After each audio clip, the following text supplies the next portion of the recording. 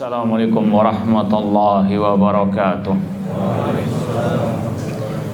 Innal hamdalillah nahmaduhu wa nasta'inuhu wa nastaghfiruh wa na'udzu billahi min syururi anfusina wa min sayyiati a'malina.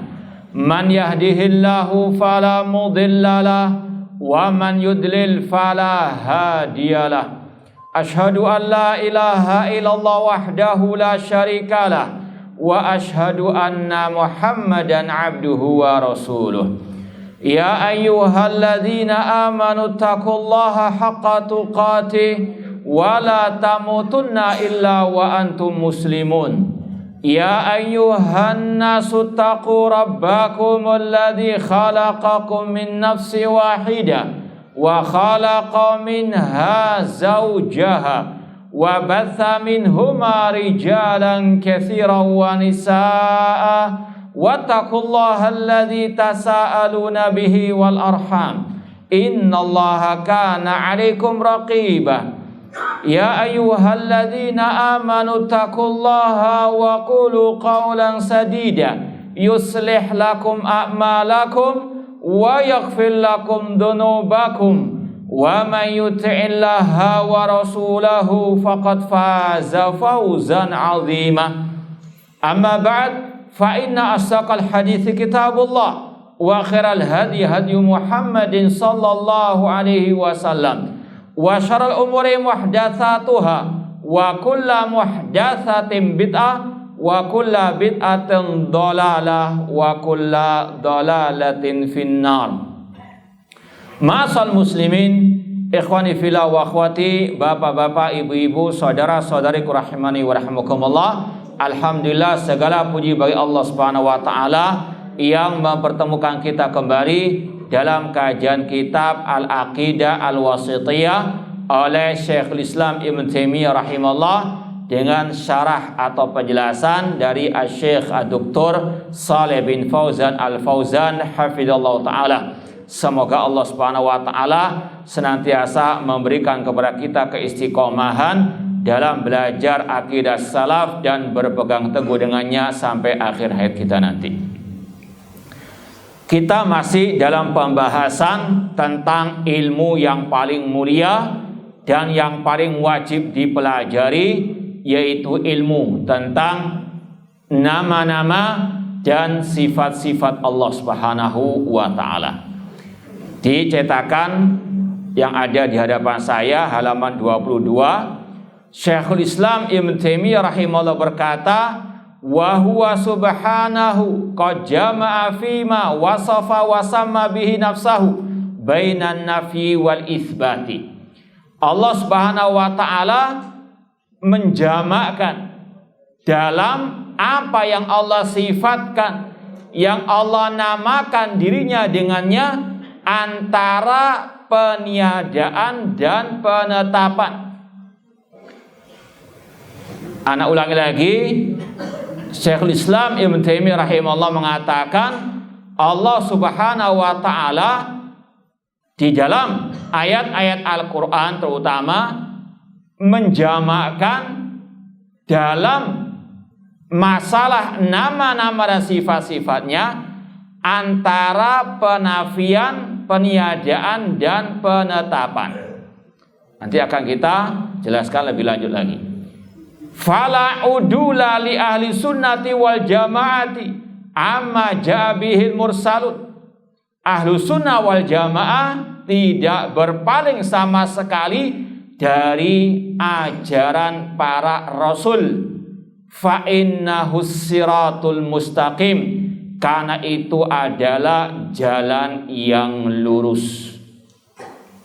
Ini masih ada kaitan dengan pembahasan yang kemarin, yaitu ketika Allah memuji para anbiya wa rusul karena mereka mensifati Allah dengan sifat-sifat yang layak baginya, sifat-sifat yang sempurna, dan Allah mengecam, mencela para penyimpang yang menyelisihi jalan para rasul.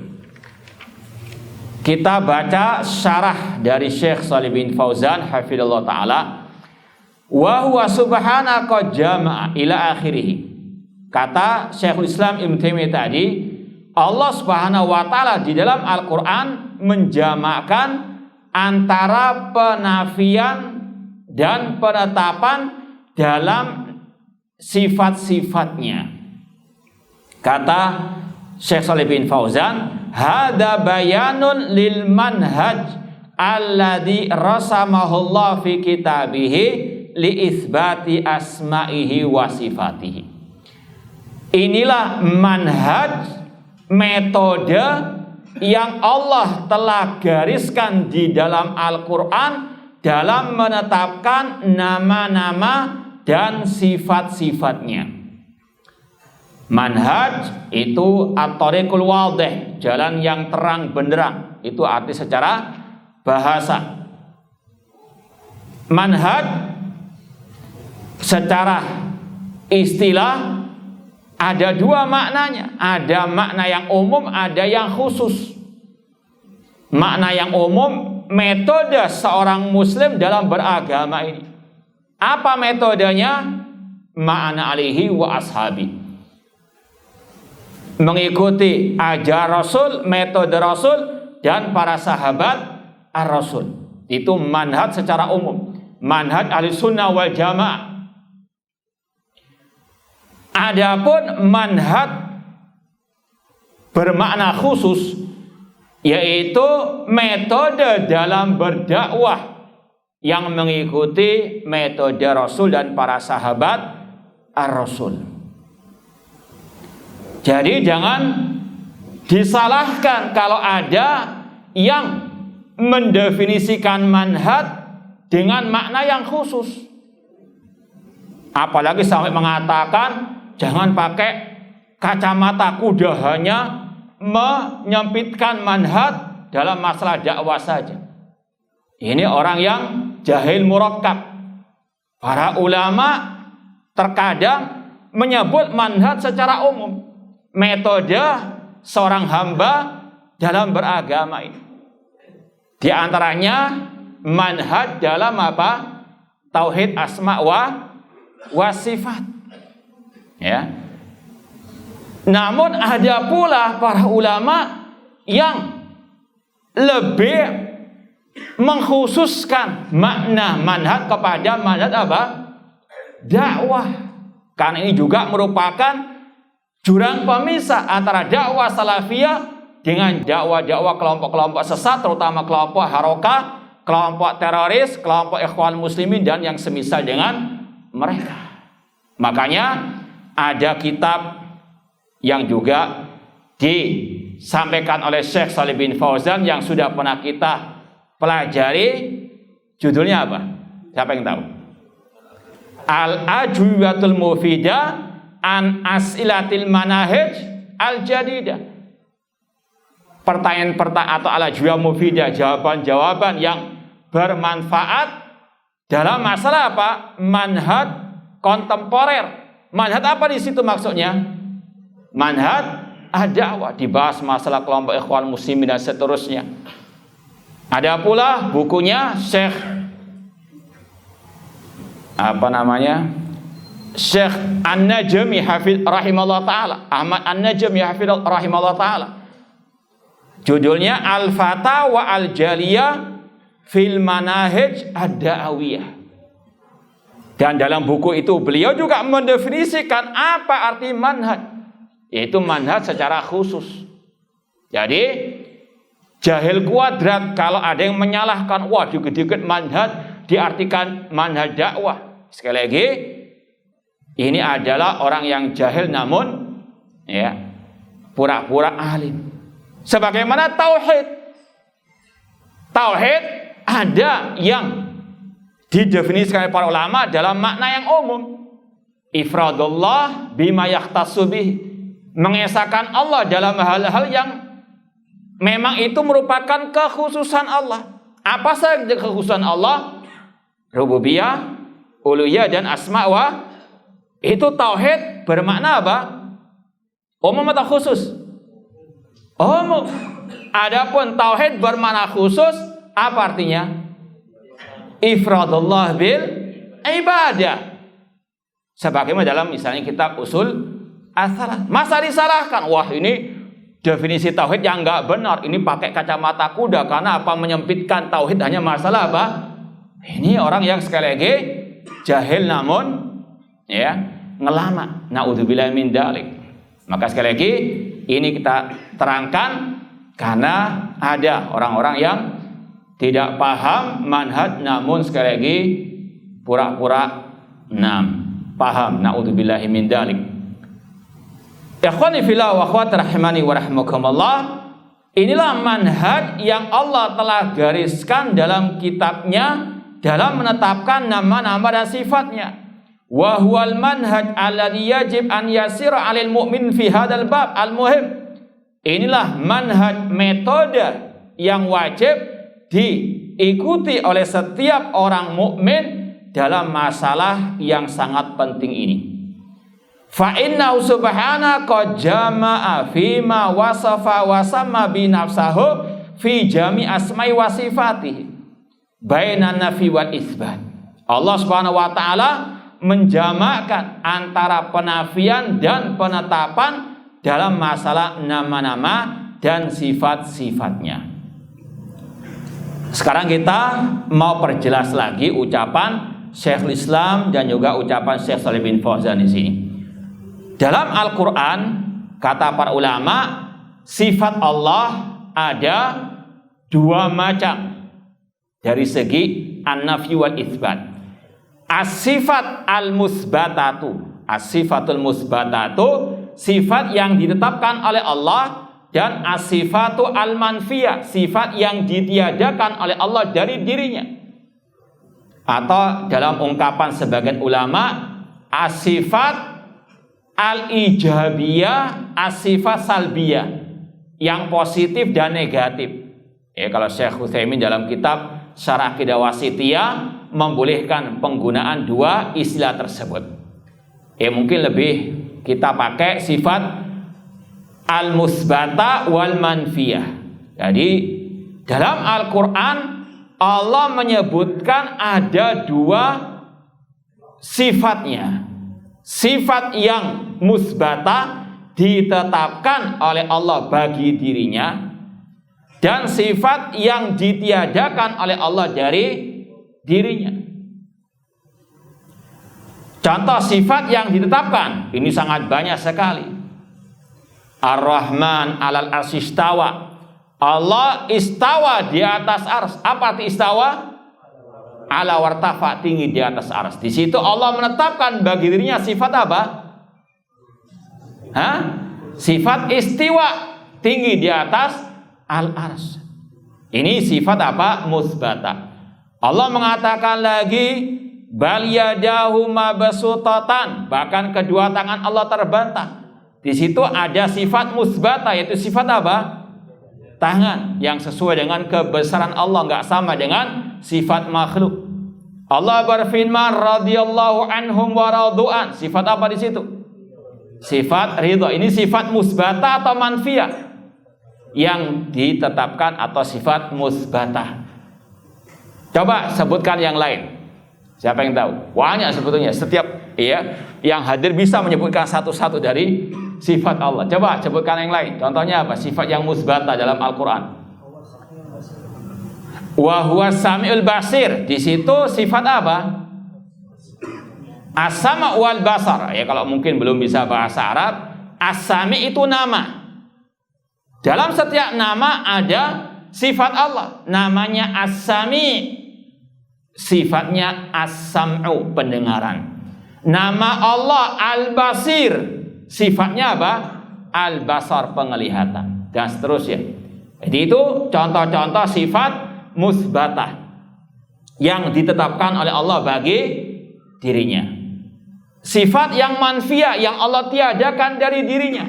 Contoh, Allah berfirman, lam yalid walam yulad. Insyaallah akan ada penjelasan khusus tentang surat Al-Ikhlas setelah pembahasan ini.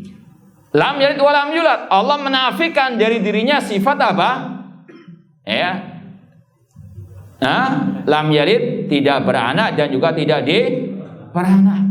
Allah menafikan dari dirinya sifat tersebut. Allah berfirman, wa ma ana bidzallamin lil abid. Aku tidak mendolimi hamba-hambaku sama sekali. Allah menafikan di situ sifat apa? Kezaliman. Paham? Itu contoh sifat yang musbatah yang ditetapkan oleh Allah bagi dirinya dan sifat yang Allah tiadakan dari dirinya. Inilah metode yang Allah jelaskan dalam Al-Quran dalam masalah penetapan sifat-sifatnya. Allah menjamakkan antara sifat yang ditetapkan dan sifat yang dinafikan. Sampai di sini paham? Kemudian ada perincian lagi. Sifat yang ditetapkan oleh Allah itu yang paling banyak dalam Al-Quran, ya. Atau kalau istilah lain, metode ahli sunnah dalam masalah sifat yang musbata itu tafsil, memperinci. Jadi secara asal dalam Al-Quran sifat yang ditetapkan itu banyak sekali dan terperinci. Seperti tadi, sifat Allah ridha, sifat Allah tinggi dan searah, sifat Allah cinta, sifat Allah murka, sifat tangan, sifat wajah bagi Allah, banyak. Itu Allah perinci sifat-sifat yang apa? Ditetapkan bagi dirinya. Karena itu semuanya menunjukkan akan kesempurnaan Allah. Semakin diperinci sifat-sifat yang ditetapkan oleh Allah, semakin menunjukkan akan kesempurnaan zat dan sifat Allah Subhanahu wa ta'ala. Jadi metode ahli sunnah dalam masalah sifat yang musbatah itu at-tafsil, memperinci. Allah punya sifat ini, sifat ini, sifat ini, tentunya berdasarkan Al-Quran dan sunnah Rasulullah SAW. Adapun sifat yang manfiyah itu secara asal sedikit sekali dan itu dalam bentuk global. Ahlus sunnah dalam masalah sifat manfiyah itu atau bil ijmal, bin nafil mujmal. Ahlus sunnah dalam sifat-sifat yang ditiadakan oleh Allah itu menyebutkannya secara asal dalam bentuk global, nggak terperinci. Dan itulah metode Al-Quran. Contoh surat Asy-Syura ayat ke-11, laisa kamislihi syai'un. Tidak ada sesuatu yang serupa dengan Allah. Allah tiadakan penyerupaan dengan sesuatu apapun secara global. Allah nggak sama dengan sesuatu apapun. Penafian yang global. Ini metode Al-Quran, metode Ahlussunnah dalam masalah sifat yang manfiyah yang Allah tiadakan dari dirinya. Disebutkan secara global. Allah nggak sama dengan sesuatu apapun. Karena Allah yang paling sempurna. Nggak ada yang sama. Karena Allah yang paling sudah. Yang maha indah, yang maha baik dan seterusnya. Ini sifat manfiyah yang Allah tiadakan. Itu disebutkan dalam Al-Quran dalam bentuk apa? Global atau terperinci? Secara asal dalam bentuk global, ya. Sedangkan sifat yang ditetapkan dalam bentuk apa? Terperinci. Paham sampai di sini? Kemudian ditambahkan lagi penjelasan dalam masalah sifat manfiyah. Secara asal sifat manfiyah dalam Al-Quran disebut secara global, laisa kamislihi syai'un walam yakul lahu kufuwan ahad. Cuma terkadang disebutkan dengan bentuk terperinci karena ada suatu sebab. Contoh tadi, lam yalid walam yulad. Allah tidak beranak dan tidak diperanakan. Itu secara terperinci atau global dinafikan oleh Allah dari dirinya. Terperinci. Ya, Allah perinci dia tidak beranak dan tidak diperanakan. Allah perinci sifat yang dinafikan dari dirinya karena suatu apa? Sebab. Ini keluar dari kaidah asal. Kaidah asal sifat yang dinafikan oleh Allah dari dirinya secara apa?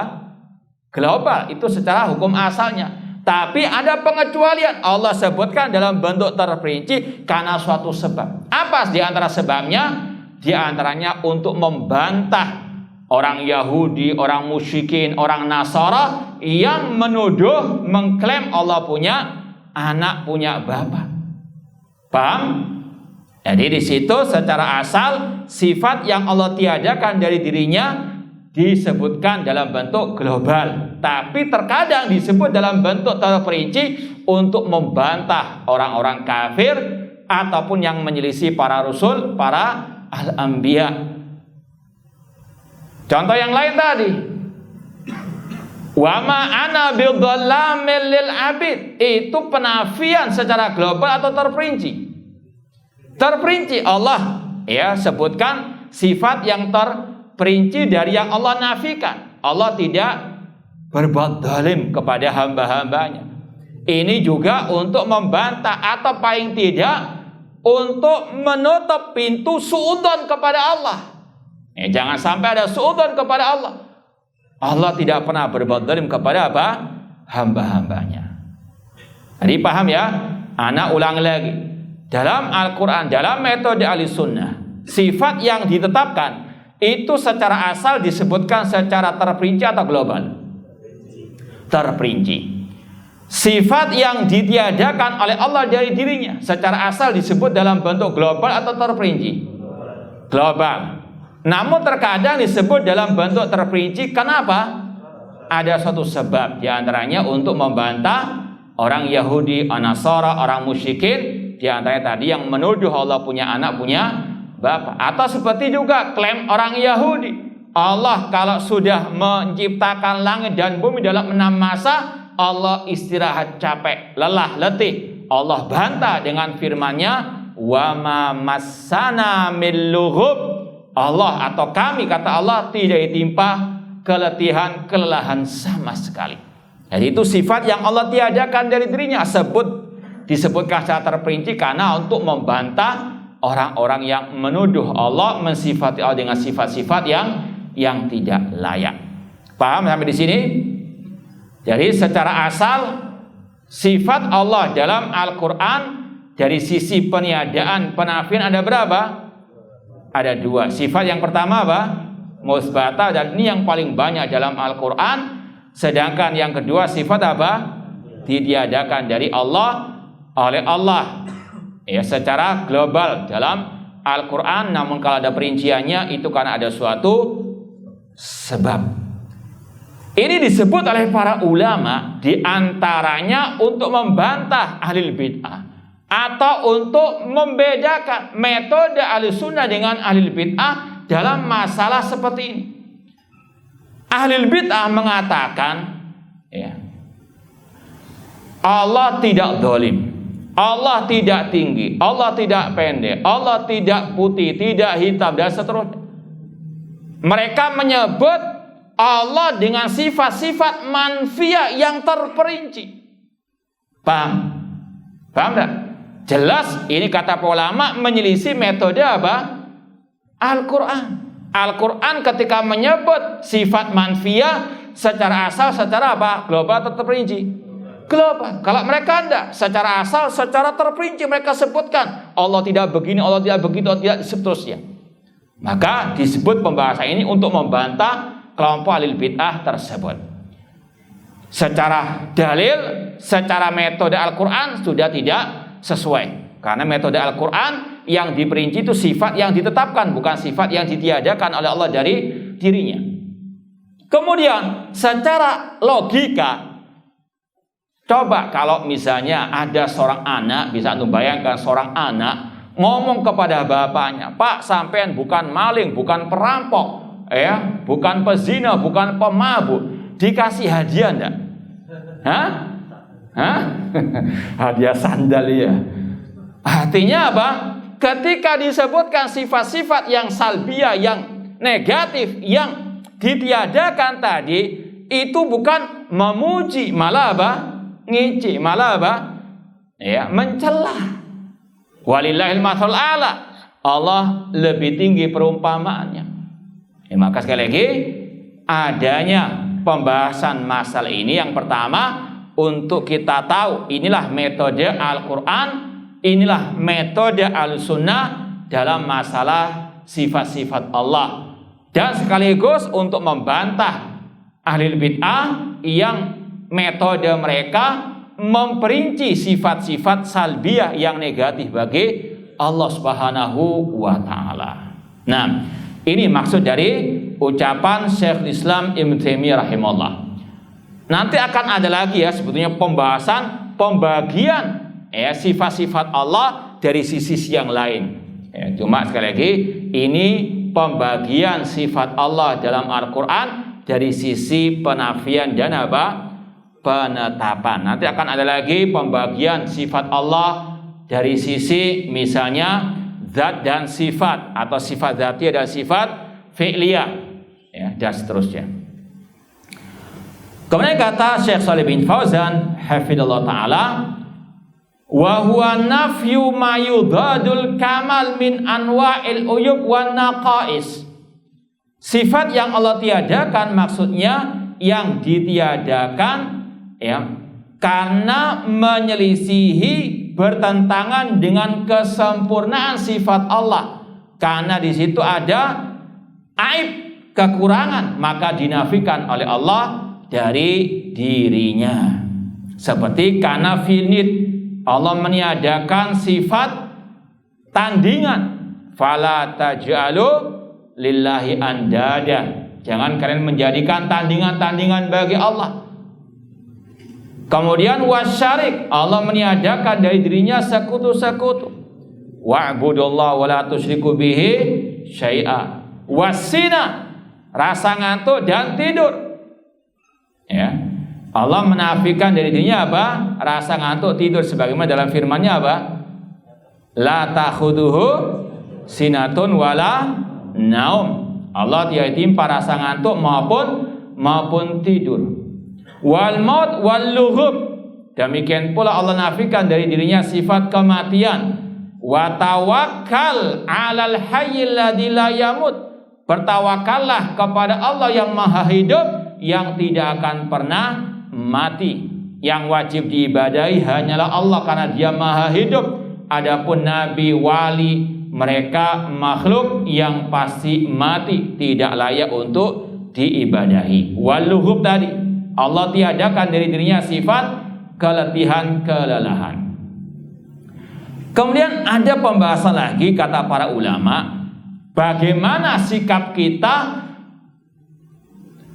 dalam masalah sifat musbata, dalam masalah sifat manfiyah. Kalau sifat itu musbata, cukup kita menetapkan bagi Allah, selesai sudah. Allah punya sifat istiwa di atas arsy sesuai dengan kesempurnaannya. Allah punya sifat ridha sesuai dengan kesempurnaannya, selesai sudah. Cuma satu tahapan saja, tetapkan sesuai dengan kebesaran kesempurnaan Allah. Adapun sifat yang manfiyah, sikap kita bagaimana? Ada beberapa tahapan. Yang pertama, tiadakan dari Allah sifat tersebut. Allah tidak ditimpa rasa ngantuk, rasa tidur. Apakah sampai di sini saja ditiadakan? Tidak. Karena sekedar meniadakan bukan bentuk memuji Allah. Ya. An-nafyul mahdhu laisa madhan, kata para ulama. Sekedar menafikan itu bukan memuji Allah. Namun memuji itu kalau ada penetapan lawan dari sifat yang Allah nafikan tadi. Maka tahap yang kedua, yang tadi jelas menafikan. Allah menafikan dari dirinya sifat kematian, kedzaliman, keletihan. Kita nafikan sifat-sifat itu. Yang kedua, tahapan yang kedua, menetapkan kesempurnaan lawan dari sifat tersebut. Allah menafikan dari dirinya sifat kedzaliman, maka tahap yang kedua, langkah yang kedua, kita tetapkan lawan dari sifat zalim tersebut, yaitu sifat apa? Apa lawan sifat kedzaliman?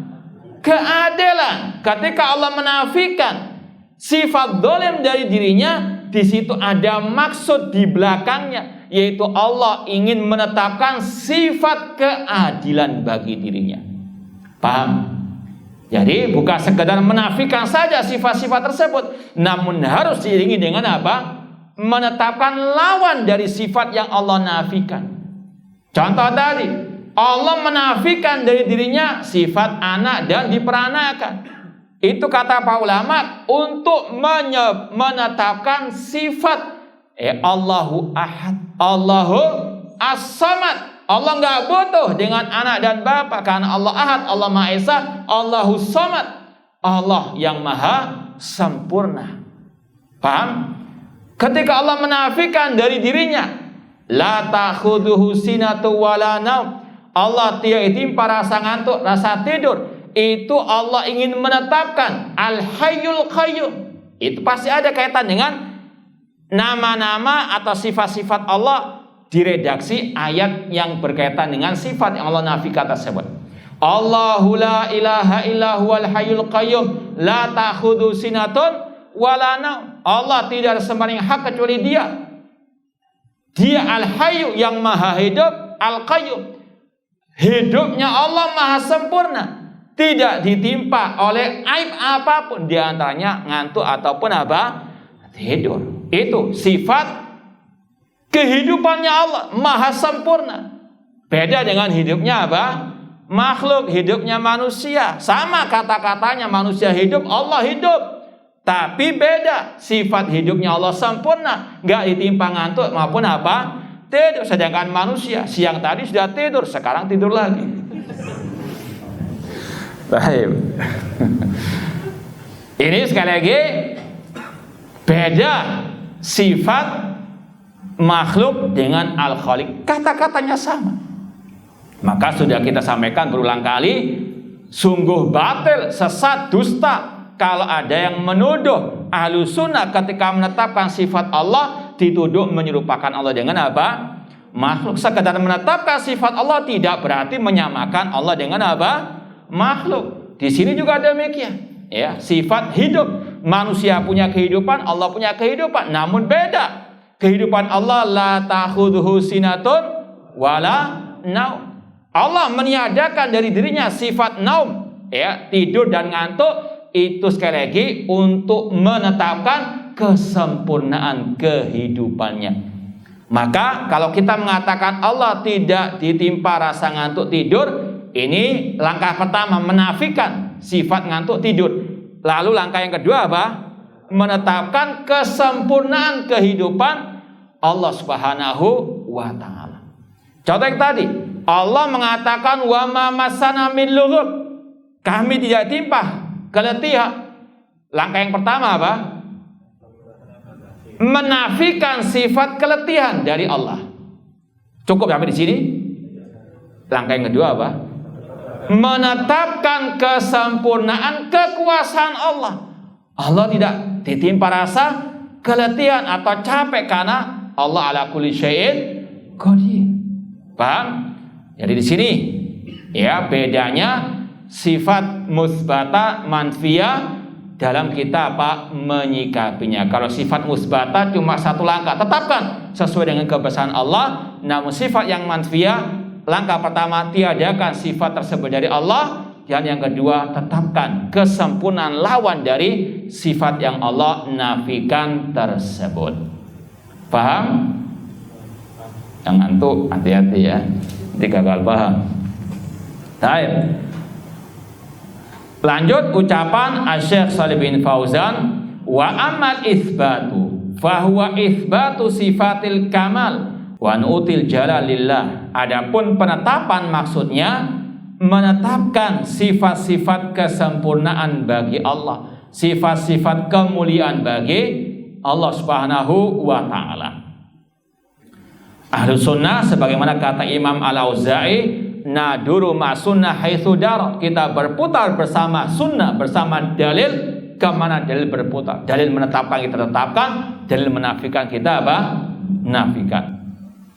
Kaqauli ta'ala fil ayatain, di antara sifat yang Allah tetapkan yaitu yang terkandung dalam nama-nama Allah yang disebutkan oleh Allah dalam dua ayat di akhir-akhir surat Al-Hasyr ayat 23 sampai 24, yaitu firman-Nya huwallahul ladzi la ilaha illa huwa al-malikul qudusus salamul mu'minul muhaiminul azizul jabbar mutakabbir subhanallahi amma yusyrikun.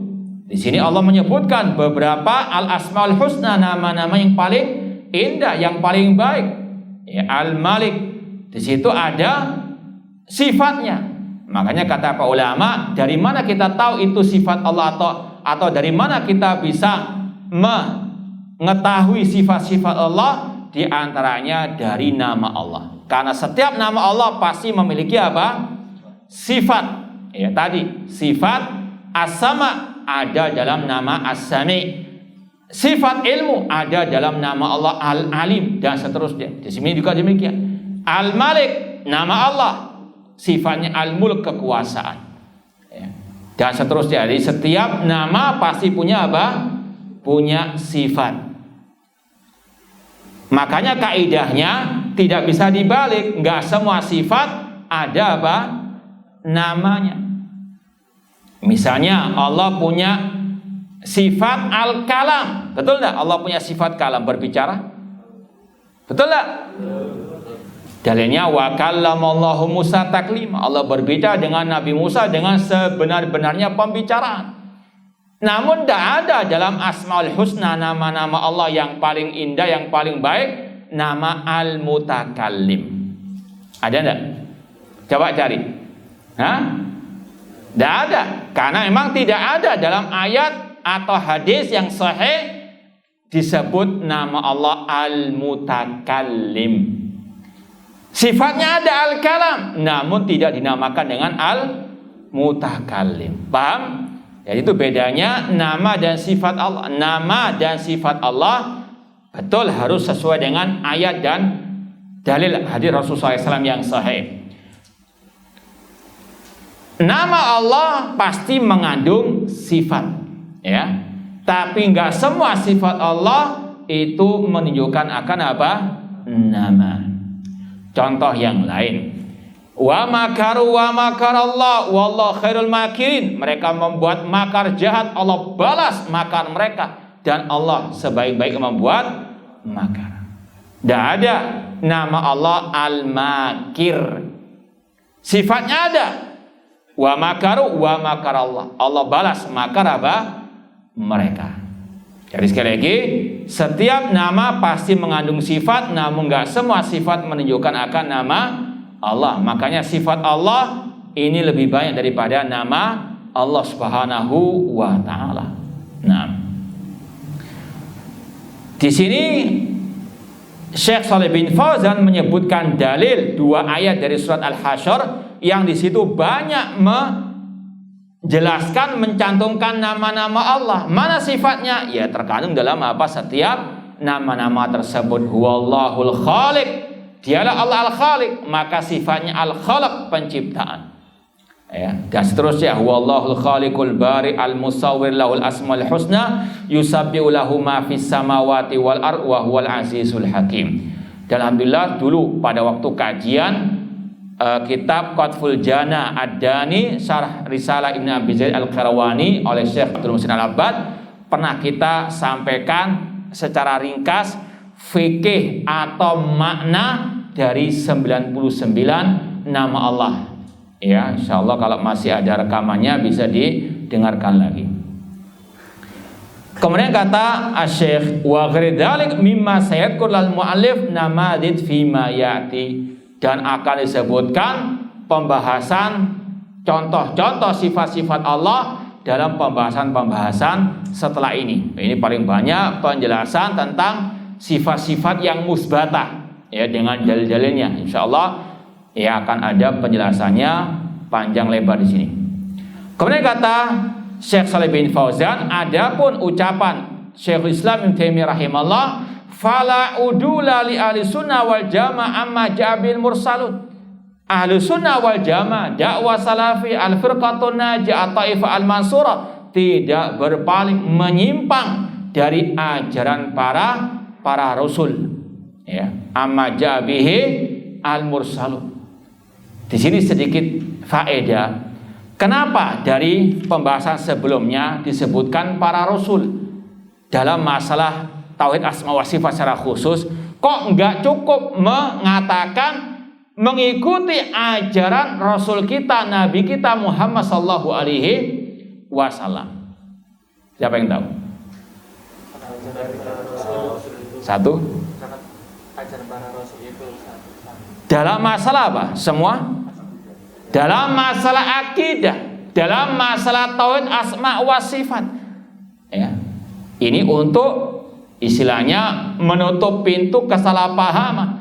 Dikira akidah seperti ini hanyalah diajarkan oleh Nabi yang terakhir, Nabi Muhammad SAW. Tidak. Ya. Masalah tauhid satu. Kata Rasul, nahnu ma'asyiral anbiya dinuna wahid.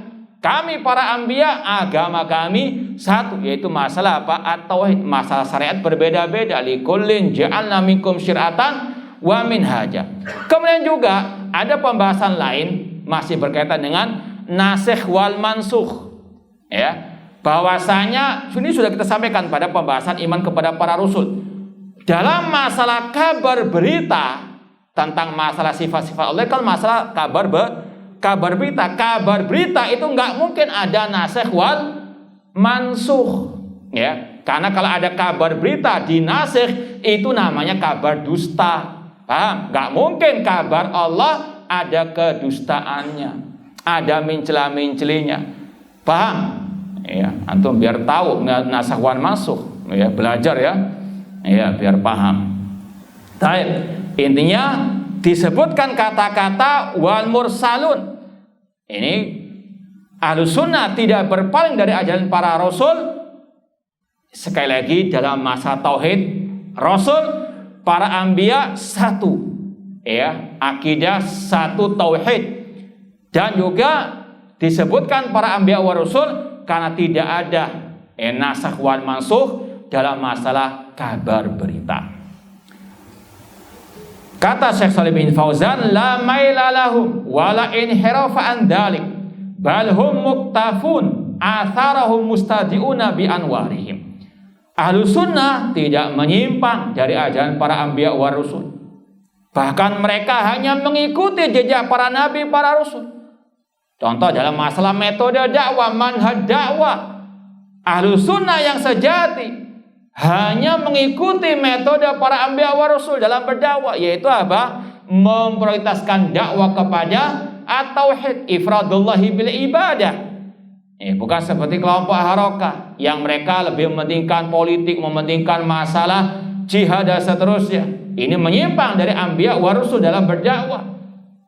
Makanya dalam kajian kita kitab Aqidah Salaf Ashabul Hadis, kita sebutkan, kita nukilkan dari ucapan Syekh Al-Walid tentang ciri-ciri Ahlus Sunnah wal Jamaah. Di antaranya memperhatikan, memprioritaskan dakwah kepada at-tauhid dan memberantas kesyirikan.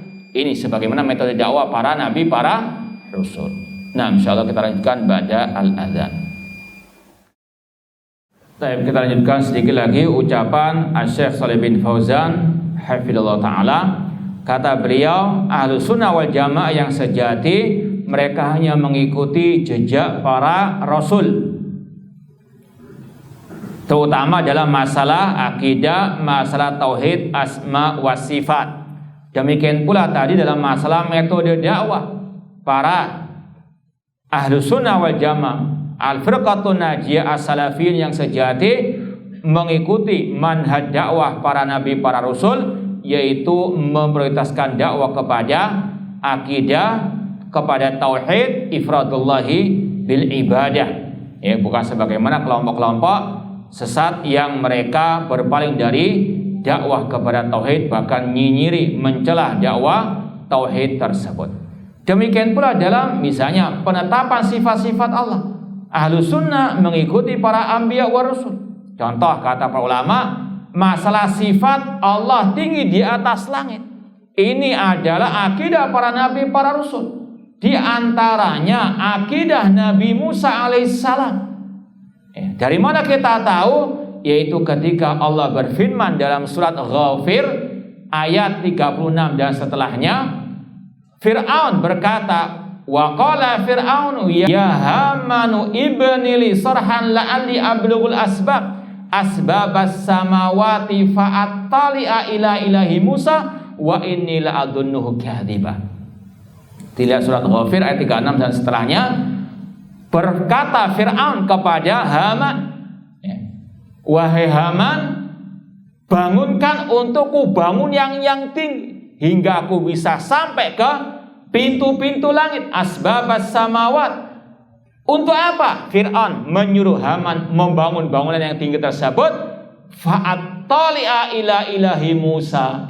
Aku ingin melihat kepada sesembahannya Nabi Musa.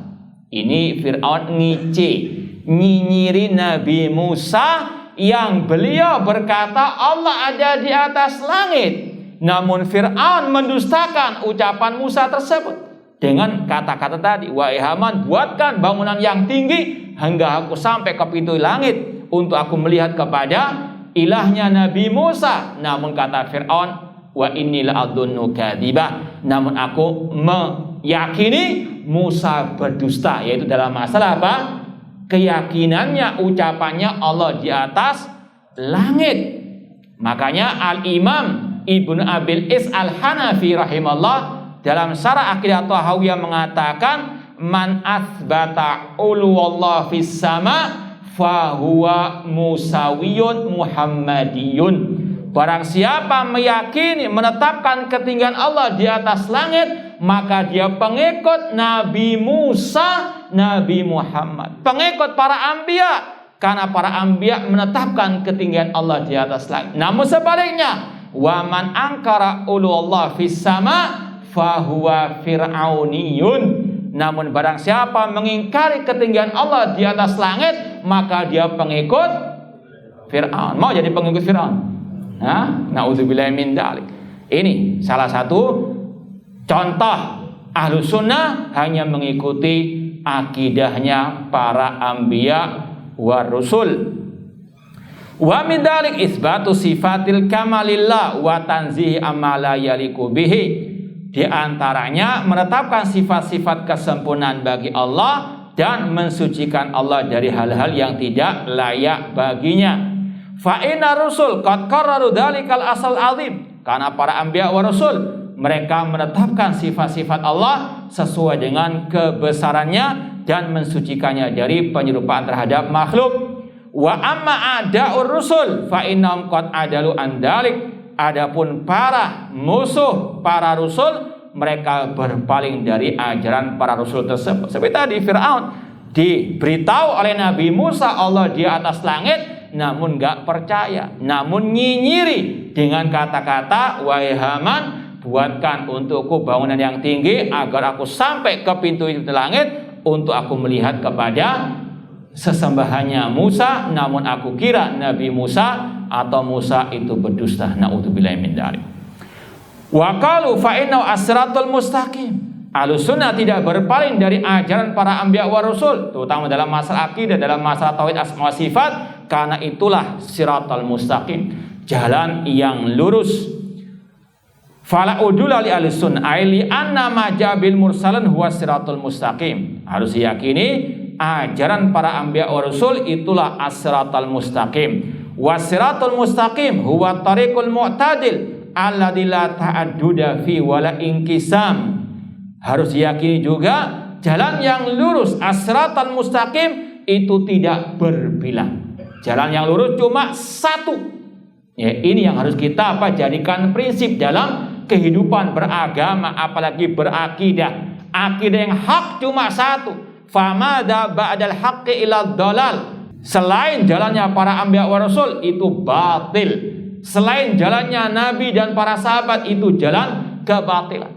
Makanya Syekh Abdul Malik Ramadhani hafizahullah ta'ala dalam bukunya Situd Durar min Usulil Athar 6 prinsip dakwah Ahlussunnah wal Jamaah, di antaranya al-haqqu wahid. Harus diyakini kebenaran hanya satu, yang mengikuti Rasul dan para sahabat Ar-Rasul sallallahu alaihi wasallam, sebagaimana yang Allah firmankan juga dalam surat Al-An'am 153, wa anna hadza sirati mustaqiman fattabi'uh wa la tattabi'us subula fatafarraqa bikum an sabili. inilah jalanku yang lurus, ikutilah.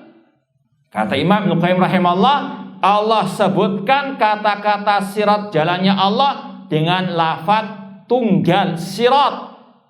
Namun ketika Allah menyebutkan jalan-jalan yang menyimpang, Allah sebutkan dalam bentuk jamak. Wala tattabi'us subul, jangan mengikuti jalan-jalan yang banyak, fatafarraqa bikum an sabili, itu yang akan memecah belah kalian dari jalan Allah.